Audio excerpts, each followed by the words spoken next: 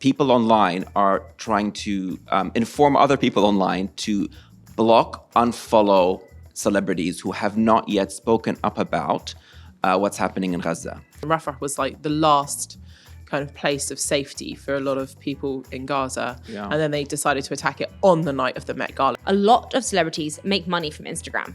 Let them eat cake, which is a reference to Marie Antoinette, who allegedly said about the peasants who were starving, if they can't eat bread, let them eat cake. So have we had any celebrities reacting to this so far? Hi everyone, today we are going to be talking about the celebrities blockout and what it means. And we're going to be talking about all the comedians coming to Abu Dhabi for the comedy. And I'll tell you how to start collecting art on a budget. This is Culture Bites coming to you from the National News. I'm Ines Rafai. I'm Farah Andrews. And I'm Maan Jalal. Hi everyone. Hi. Hello, hi. Happy podcast day. Podcast day. What is it? Special day today? No, just today we're doing the Our podcast. day of doing the podcast. I was going to say happy day of the week and then it's instantly out of date. And so then I stopped myself. I know before everyone started recording, I did tell you that today's the day I allow myself 2 coffees. It's good to bring some pep. We're expecting a lot from you then if you have 2 coffees today. And you went to the gym. And I went to the gym. I know, let's not brag because it's been a while. Hey, it's the first step. It's the first Endorphins, step. caffeine, energy. Yeah. Maybe that now that I've told you, it's going to kind of like, it's going to give Force me that. Force me to do it every single week. Because I'm like, Just level up. level up. Because you guys have a question for me because last week, do you guys remember the question? Why am I giving myself homework here? I don't know. I'm getting myself in trouble. I was supposed to watch something. You were that child at the front of the class. Yeah, Excuse excuse me, Hermione. Remember me. I was supposed to watch something. Baby reindeer? I haven't seen it yet. Oh. Yeah. Wow. Yeah.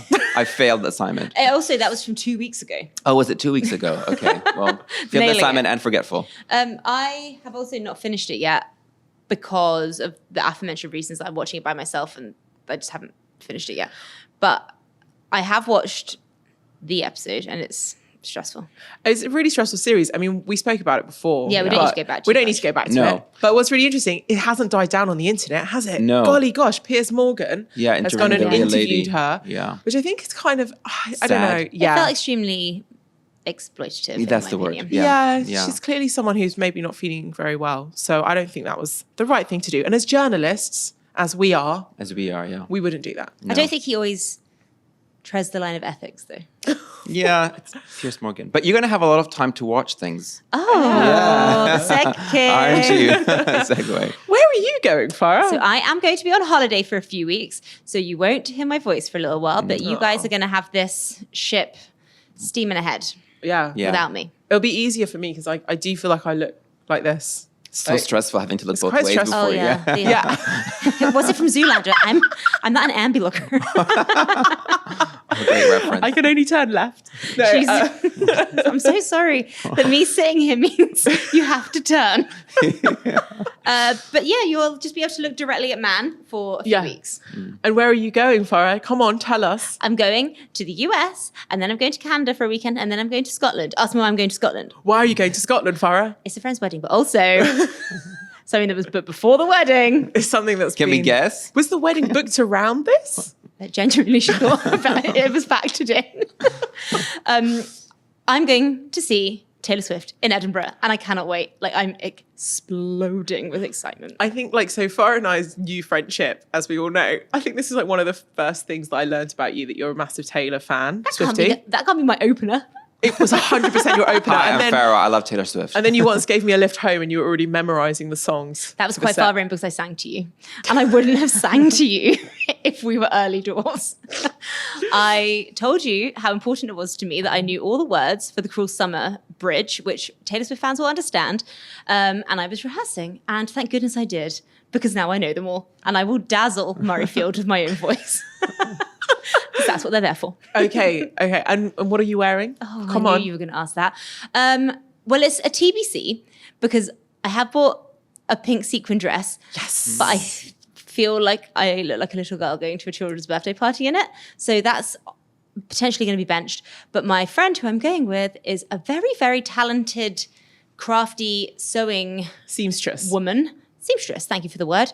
And she's customizing me a dress to look like Taylor Swift's piano, the floral piano. This might be an ignorant question on my behalf. Please. But is this the first time you've seen her live? Not an No. ignorant question. But no, it is not. I saw the 1989 tour back in 2015. Where? Hyde Park, London. Let me set the scene. It was a summer's day. No. Do you remember the phase when Taylor Swift? Probably not. Who am I talking to? You're not talking. This she is went not through the a right phase crowd. of bringing out all of her, you know how she had like the squad. It was like very much Taylor Swift and her squad. Right. And every time it would be new people, Yeah, like she brought lots of nurses people or out. whatever. Not like famous people, not nurses, sorry. I was going to say very much not nurses. Yeah. I'm sure she is friends with some nurses because she's a woman of the people. But this was an opportunity for her to show off how famous her friends were. She had, and so the concert I went to, she brought out Gigi Hadid, Yes. Serena Williams, and Cara Delevingne, Big among other names. names that I can't remember right now. But it was a good day. It's me. crazy because I just saw that she's performing in France and there's like 40,000 people or something like that. And a lot of them are Americans because it's cheaper to go to France to get a ticket to see Yeah. her than to buy a ticket in America, which It's- is ludicrous. Because France has a controlled resale market, people can't buy the tickets for like tickets are expensive. It's an arena concert. They're like between 100 and 200 pounds. So like between like 500 to 1,000 dirhams for like standard tickets. So they're not cheap, but they also aren't astronomical. If you really want to go see Taylor Swift, they're semi-accessible for like a one night thing. But in the US, they have a real problem with it because they don't have a controlled resale market. So people can buy the tickets. They buy those like $126 That's ones, horrible, and then isn't they it? resell them for thousands. What evil people those I don't ticket think- touts are. I know. Yeah. When they're just girls like me that just want to go see their gal. And bask in her glory. But it's crazy that she's influencing tourism. Like her whole tour her is- economy the is- economic impact You know, is- if she is- walks into a room, I think they're like, you know, boom. Yeah. There's The rooms don't have GP. DP. Oh no, This we don't is- sound smart. We don't sound We smart. don't sound very smart right now. But basically, she has an effect on stuff. stuff, mainly economies. Yeah. So like Yeah. everything just has a little bump. And I'm playing into the system because I'm traveling to Edinburgh for it. So I'm going to be Yeah. in Edinburgh. I'm going to be out and about, dining and enjoying myself. So I'm going to be part of the Taylor Swift economic boost of Edinburgh, June Amazing. 2020. You know what it makes me think of? The influence of celebrities. And that brings us on to our next topic. Seamless. I feel like this is like his speciality now. That's Yeah. what he's brought to this. Yeah, that's the only reason I'm here. It's my segue. Your class. segue. Okay, go on then. Tell us. So, This is your new specialist subject. yes, sort of. So, Celebrity Blockout 2024 has a couple of names. Yeah. Let the meat cake, Celebrity Blockout. If you guys haven't heard about it, it's basically the social media movement that gained a lot of momentum, particularly after the Met Gala, where people online are trying to inform other people online to block, unfollow celebrities who have not yet spoken up about what's happening in Gaza. And I think particularly at the Met Gala, a lot of people online were just really had enough, or they're sort of just more shocked by the contrast between this Yeah. like wealth and exuberance and ostentatious stuff happening on the red carpet at the same time as all of this devastation that's happening in Gaza, particularly that the Met Gala was happening at the same time as the recent attack in Rafah. Yeah, it was a ground invasion. I Yeah. think it was like one of the first times. And Rafah was like the last kind of place of safety for a lot of people in Gaza. Yeah. And then they decided to attack it on the night of the Met Gala, which I think in itself caused a lot of controversy. Yeah, and I think if anybody is online or Instagram, like everyone's news feeds was this like weird mixture of like Zendaya's outfit or Nicole Kidman's outfit, and then these horrendous, harrowing images of people in Gaza. So it just kind of pushed people. More people were frustrated by this, and they've created lists online of celebrities that have been silent, celebrities that have spoken, celebrities that said one thing and then never spoke about it again. Yeah. And they're trying to convince people to block them, whatever that really means, or unfollow them. Blocking them is like, so it just means like to block someone on Instagram. I'm not a TikTok expert, but it just means that you're never going to see any content from them. And so then the knock-on effect of that is that their influence is impacted. And then secondary to that, then all of not all, I can't make that sweeping statement. A lot of celebrities make money from Instagram. They post ads, their influence is kind of measured by the size of their audience. Yeah. And so then that has like a knock on to kind of like what they can and can't sell through the platform in terms of ads. And so then by blocking them, people aren't seeing that content, which then it just takes the algorithms down in the bag. Yeah. It's kind of funny because I remember last week when was it last week? Yeah. Gosh, it was only last week. We spoke about the Met Gala and we went from, Macklemore's track then to the Met Gala, and it just felt so like, wow, this is really heavy. And like you've just seen now, the whole of the internet has reacted in exactly the same way. And that's, it kind of brings me, not joy is probably the wrong word, but like a feeling of like relatability to like everybody who's online. We're all feeling a bit the same. And then now this kind of campaign is just, bringing it back to light again. I mean, fair play to the students, Yeah. And also like, aside from the advertising aspect, like celebrities need to remain relevant. It's important for them to be in the spotlight, to be talked about, to be commented on. And so even people are saying, don't comment negatively on these celebrities' posts. Don't even tag them in anything, because if you're commenting on a celebrity's post or tagging them, the algorithm takes it. It's not going to differentiate between a good comment and a bad comment. Wow. It's just going to push their content to more people. So this is a Shakespeare reference, but treat celebrities like Queen Mab, who is like the evil queen of the fairies. Okay. And if you ignore her, she disappears. So if you don't want to give any attention to celebrities and you want them to sort of take accountability, just ignore them. Don't mention them, don't talk about them, because then they won't be prevalent in other people's news feeds, and they'll just be ignored. We're learning so much about these algorithms and how they're affecting stuff, right? And actually, sorry, I'll just add one more thing. On Instagram, in the content preferences, there's a keyword search that if you just put in the person's name, or actually it could be anything, something that you don't want to see anymore about, like, I don't know, whatever. But you can put the celebrity's name and can also choose not to see anything about that celebrity or their business, or see anything that anybody else that you follow is posting about them. Ah, wow, okay. Yeah, so it's in content preferences, and you have to put the celebrity's name or their business and then press enter, then do it again. Wow. So have we had any celebrities reacting to this so far? So no, as far as I know, no one has kind of directly referenced it. I know that in the early lists of names that are being shared of people that have not spoken about what's happening in Gaza, it's also not only Gaza, it's social issues on the whole, and it includes Sudan, but it's primarily the conversation is about Gaza. But the early, like one of the early lists, Lizzo was on it. And then in the past week, she has started sharing GoFundMe links to draw attention to Gaza. So, I mean, I'm not here to say that that's exactly what prompted it, but there's a timeline.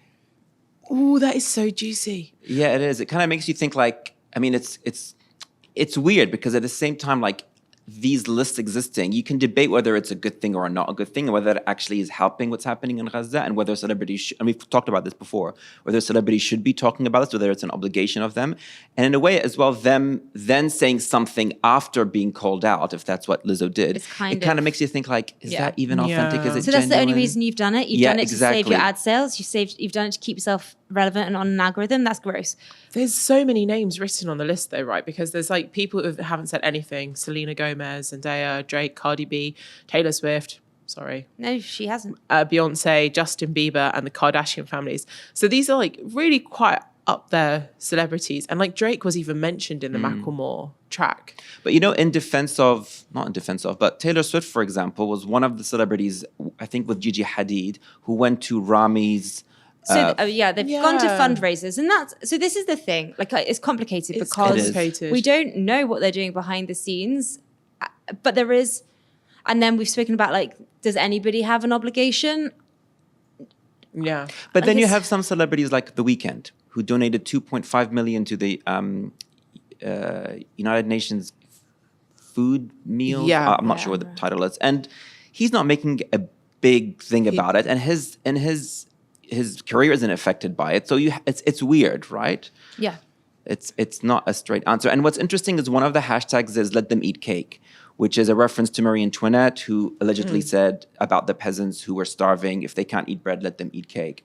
And people are saying, like, it's not fair, we shouldn't expect these celebrities to be saying anything. But Marie Antoinette and royals from that time were in their little, silos, echo chambers in a palace. They didn't have Instagram where they were actually seeing these images. Whereas celebrities now, like, you'll be hard-pressed to find a celebrity who has not seen one of these images. But the Let Them Eat Cake reference is also particularly relevant because there's a TikTok influencer called Hailey Khalil, and she calls herself Hailey Bailey on TikTok. Have you seen this? Yeah, she's a big deal. She wasn't actually at the Met Gala. She reported from outside the Met Gala, and she was wearing a very floral dress and like a very floral headpiece, and there kind of weren't Marie Antoinette vibes to it. Okay. And then so she's outside the Met Gala, and then she it starts with a close up of her face, and then she goes, "Let them eat cake," and then it zooms out, and it's her in this gown, and then like the crowd behind her of people waiting outside the Met Gala, which is kind of like, okay, so what, you're this like ultra special person just because you've been invited to this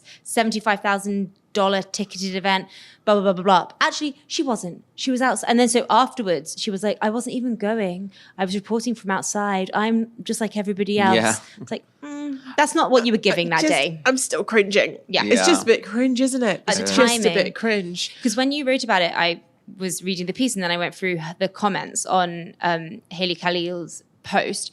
Every comment is like, hi, I'm here commenting from District 12, which is a reference to the Hunger Games. Hunger Games. When it's like, we're like, the people in the comments are the normal people, they're the Katnisses, they're the poor people in the outskirts watching in on District 1, probably. No, the capital, and the kind of, it's... I follow this other guy on Instagram who does all these he like comments on like really rich people, like who like restock their fridges. I don't know if you've seen this guy. Is it the guy from England? It's like, the Povo. Not like you, Povos. I've got 3,000 types of ice. Anyway, he was there at the Met Gala, and he's of Pakistani origin, and he was like, he was kind of he was invited. At the Met he Gala? was at the Met Gala, right? Inside the Met Gala. Yeah. Right. And Did he comment about being a povo? Well, this is it. This is what's so funny, because obviously it kind of goes so against his brand. And then he was like, I know, look, guys, like I went to the Met Gala, like things still happen, even though Gaza's happening. I felt kind of bad for him because like, even though like we can all sit here in our like, you know, Abu Dhabi studio, if somebody invited me to the Met Gala, I probably still want to go. Yeah, that's not. I don't think right now you're going to get a hard time for that. Like, I think the thing about the Met Gala this year was just more. It wasn't timing. So much bad Zendaya for attending the Met Gala. It was more this like the world that's just like this like enormous chasm in the world of just like extreme ostentatious wealth beyond extreme suffering on the other side of the planet. And somehow we've created these platforms which are amazing because they give us a direct camera into what's happening. We see things live with these very brave reporters on the ground that are showing people this is what's happening to us. It's not just what you're seeing on official news agency photographs. And they're in this like one platform where we can literally go from photo of Zendaya struggling to get up the stairs in a fancy John Galliano gown to a woman holding her dying children. And it's just wow. Yeah. It's dystopian. I think that's it. It's like, it just feels very dystopian. And look, there were celebrities that went there who have spoken, and no one said, like Penelope Cruz has spoken a lot about that, and her husband, Gigi Hadid. I mean, she's half Palestinian, but she was at the Met Gala. And so it's just that I guess people want more of a balance. Yeah. We're just looking for more understanding, probably like global understanding. The Hunger Games reference, sorry, just really quickly. Okay. The Hunger Games reference is interesting because the author, Suzanne Collins, right? Yeah. She said that she was inspired to write it when she was watching, she was watching television, and it was flashing between like going from like E and different channels that are like flashy celebrity news and vapid mindlessness and like the kind of pomp and ceremony to the next thing on that show just after was coverage of the war in Iraq. And that is what... I had no idea. That's what inspired that novel, and that's what inspired the concept of it, of just like how there can be just like these like this massive disparity. And I thought that was very interesting. I should reread Hunger Games. I should. There you go, that's something to do. Other thing to do It's time for you. is collect some art. You had an amazing article up on The National this week. Yeah, this is something... Oh, yeah, sorry, go on. I'm was just so gonna just excited, you guys. Oh, seriously. I thought this was such a good idea for an article. It's basically, how would you start your own art collection with like not a huge budget? Because I think that's something that we all think about, is like we all want beautiful bits in our house, but maybe we don't have like massive budgets. Yeah, we haven't all got millions to go drop it. And not many people do. No. No. So the kind of accessibility is what your piece brings. So tell us. So I am like so excited to talk about this because it's a topic that I'm very passionate about, which is obviously art, but also collecting art. I think everybody should have like their own collection of art, and collecting on a budget as well is like super important. So I think first of all, it's important to think about like, what is a collection? You know, it's not just paintings. Maybe you're not into paintings. Maybe you're into photography or sculpture or prints or digital art, you know? And I think like thinking about a budget is really important because it forces you, because if you had loads and loads of money, it would be terrible. But it would also just not make you think about what you're buying. You're just going to just buy things. But if you have a budget, and I've chosen a budget which I think is quite fair, which is about 10,000 dirhams a year, which is 3,000 American dollars a year. So if you give yourself that budget, you can start collecting artwork that you like, looks good in your home, and also has like a legacy, and you can sort of get a return investment, though that shouldn't be your like main, you know, priority. I just think if you're going to go into like a retail store in the mall and buy artwork, I'm like, don't just go to a gallery, because you're benefiting so many people by doing that. But also with that number 10,000, like that number is still, it's not everyone's pocket change. It's still pretty high. But then the fact that you are suggesting that people spread that out across a year, that's the kind of more accessible number, kind of potential for like a month. And then the kind of one-off pieces can be a lot more affordable. So it doesn't have to just be like this daunting 10,000 dirhams. That can be the kind of the way people approach it if that's what they want to do. But buying like more affordable one-offs, so that your piece still massively applies. Yeah. So what are your top tips then? What kind of art is the most affordable? I think that there is no kind of art that's most affordable. I would say like emerging artists, artists that are just starting out. It's always good to see what they're doing, because they are you know, their price range is going to be a bit on the lower scale of things, and or like smaller pieces of artists who are a bit more established or mid-career. Or, for example, if you love an artist's paintings and they're really, for example, very big or very expensive, ask the artist or ask the guys, do they have drawings? Do they sell parts of their sketchbook? Because those are also, you're also buying from the artist whose career is going somewhere, and you're having some part of them, but not one of their bigger pieces. That's a great idea. Yeah. Like just to ask if you could buy a sketch. Yeah. That's such a good idea. I've never done. I did do once. There was a graffiti artist that I really liked. It was in the UK, and I asked to buy, like, you know how they do screen printing? I asked to buy one of the first ones. So it wasn't it wasn't coloured or anything. He was just black and white because he hadn't done what he was going to do with it. It was just a test. And I asked to buy that, and he sold that to me. That's for really like important. Not that much money. That's amazing. That's great. And also, I always suggest people to go to university art students' end-of-year shows. And like, that's a great way to find some affordable art for students who are just going and entering the art world. If some of them end up being very successful, you can say you have one of their earliest pieces. You know, that's very cool. Another thing I think is important is that you have to go out to galleries and art shows and art fairs. Actually, the most important thing you should do is read my article. Go on The National, follow us on the National Arts Instagram, and read our articles, because we're always talking about emerging artists or well-known artists. Why are they famous? Why is their work important? Yeah. So I think educating yourself and going to galleries is not only important because you learn about who these artists are, but you learn about your taste. What do you like? What you don't like? Like, why do you like this? Why do you not like this? You're educating yourself, and you end up figuring out your taste, which I think is like really important. Just to give an example, because, you know, I'm going to be fully transparent here. The cheapest work of art I recently bought was 200 dirhams. Okay. Okay, that's very reasonable. Yeah. Okay. Where was it? It was from an art student, actually. Okay. Which is, I mean, I'm taking my own advice.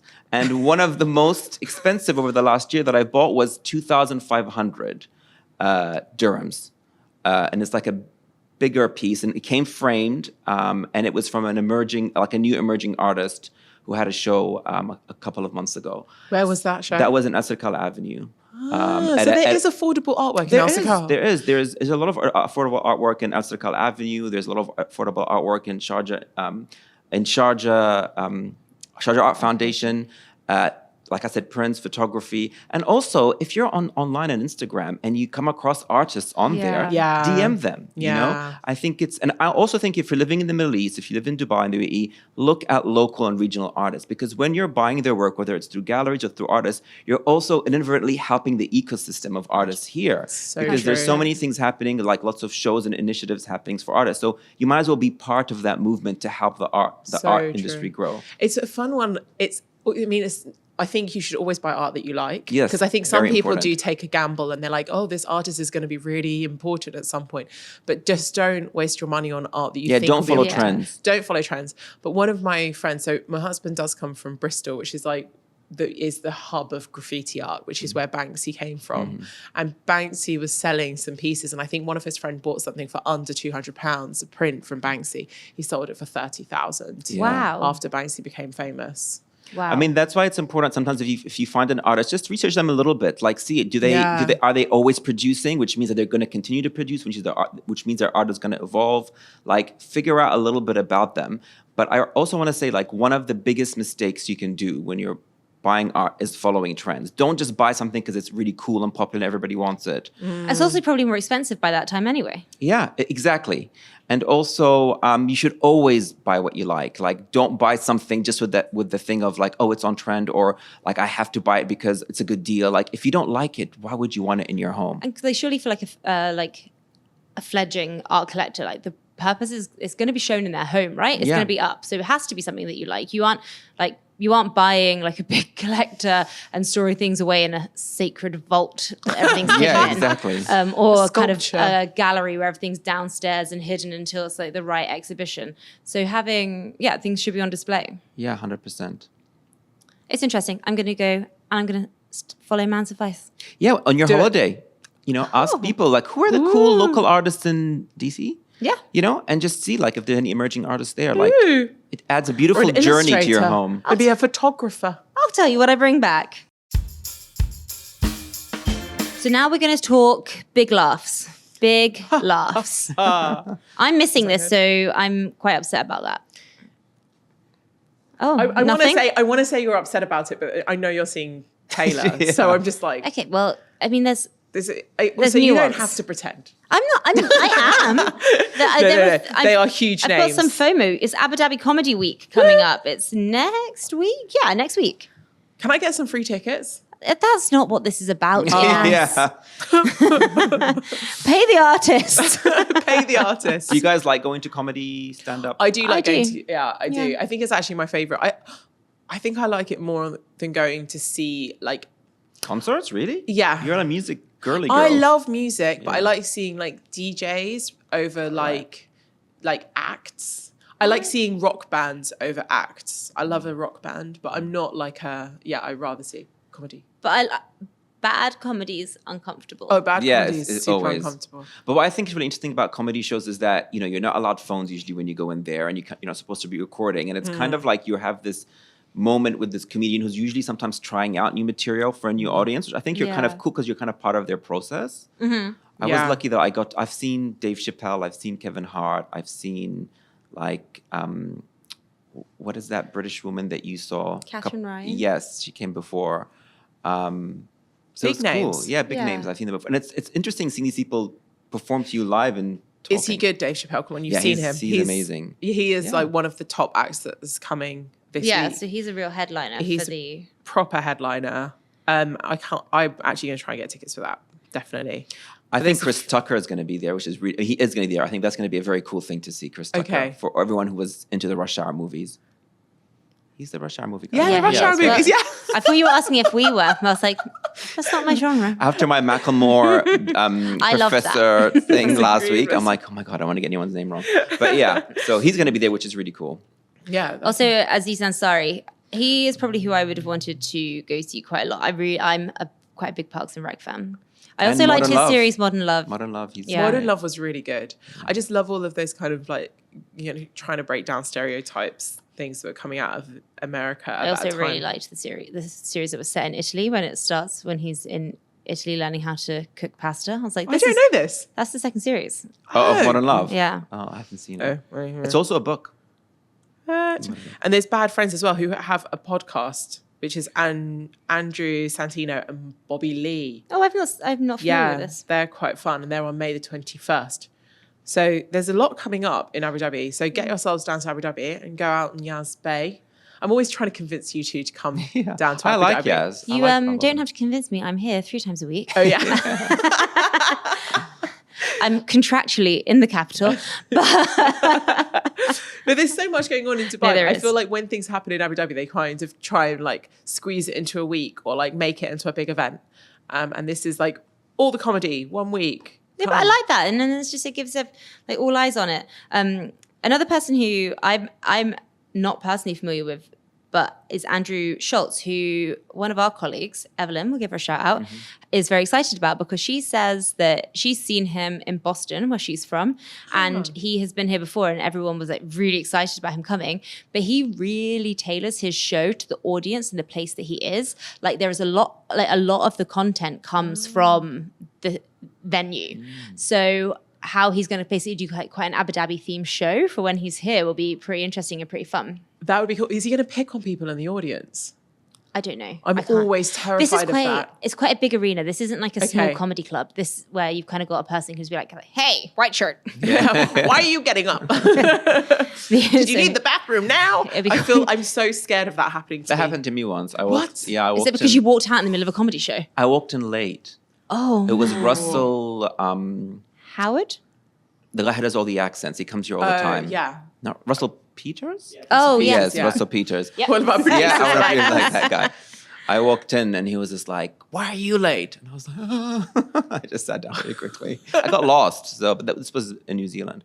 But you know what I love about comedies, stand-up comedy shows, and particularly someone like Dave Chapelle, just to make everything full circle again, Beautiful. is that it's that one of those spaces where you can actually do what we find difficult to do, which is point at things that are happening right now that are very difficult, Yeah. and then give them a spin that can sometimes be ironic or funny and make you like laugh or think about it, and then leave like feeling not enlightened, but you can feel enlightened after a comedy show, but it kind of gives you a different perspective on these things. And I think David Chapelle is like a master at that. Yeah. Oh, and Basim Yousef Yes. as well. Oh, He's he's gonna be also on there. the list. And he's, he's definitely come into his own after, really talking out in a kind of dark comedic way about what's been happening in Gaza. And he'll be performing with Iranian-American comic Maz Jabrani as well on the 24th of May. So they're all here.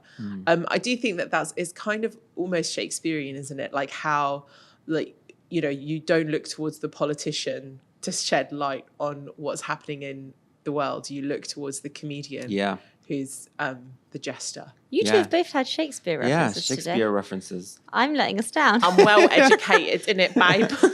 I'm going to spend the next 3 weeks reading my Shakespeare, and then I'm going to come back and I'm going to dazzle you. Like, to be or not to be a comedian. What's your favourite Shakespeare quote? Oh, goodness. I'm joking. It was like, fill your mind with scorpions. It's from Hamlet, and I loved it. When we went to go see Hamlet last year. Oh, sorry. I went to go see Hamlet last year. Yeah. She That's the likes kind of thing that I culture. do of Sorry. an evening. That's the kind of thing I do of an evening in Dubai. It was a modern retelling. Oh my God, it was Hamlet. Yeah. Where was it? The Courtyard or the Dubai Opera? No, Dubai Opera. Oh, okay. And have I just mugged myself off completely? Because it might have been Macbeth. Hey, all those Shakespeare guys are the same. The old Scottish play. So one of the insults was like, you fill your mind with scorpions. And I thought, that's great. I'm going to throw that at everyone. Yeah. I mean, I like a lot of Romeo and Juliet. That's actually my least favorite. I actually Really? despise that play. They're 14, they meet for 3 days, and they fall in love, and then they, off each other. Like, it's But just did you fall in ludicrous. love at the Like, age of come at 14? me. That intensity. Falling in love at 14 is intense. Yeah. I do love the film. Baz Luhrmann. Yeah, I mean, With it's a great film. Leonardo DiCaprio. And Claire Yeah. Danes. Right? Such it's a great film. And great soundtrack. Oh my God. Oh my God, Coming yeah. from the non-music guy, that's a great soundtrack. It's beautiful. We Yeah. should have a Romeo and Juliet themed party. That would be quite fun. Very theatrical. I will attend. All right. Thank you so much. That's it for today. If you like this podcast, please follow and subscribe on your choice of podcasting app. And don't forget to tell your friends and your family and your network, and follow us on Instagram. Bye. Bye. Bye.